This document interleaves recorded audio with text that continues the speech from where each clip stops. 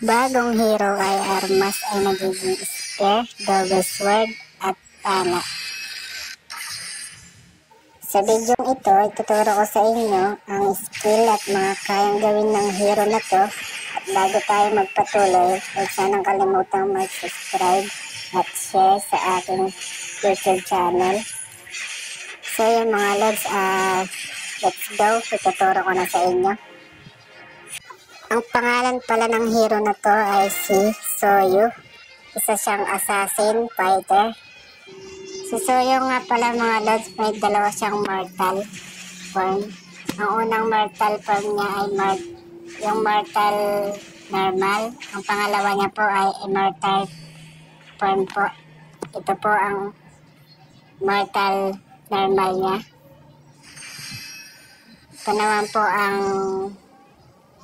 immortal form niya. Siyempre mga lods, unahin natin yung normal mortal niya na mga lods. First skill nito mga lods, para kang magdadash ng backward. At ang second skill naman nito mga lods ay para kang mag-step back. Ang third skill nito mga lods ay parang mag-slow ang kalaban nila at magbibigay ng damage.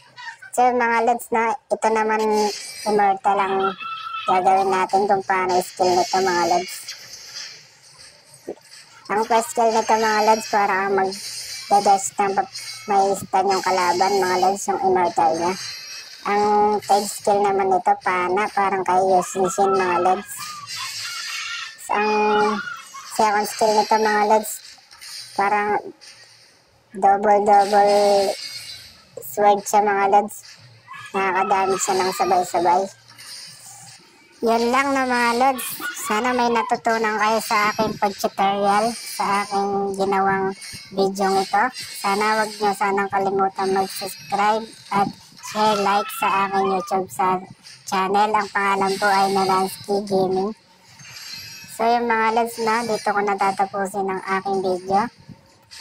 Kita-kita na lang ulit sa panibagong upload natin.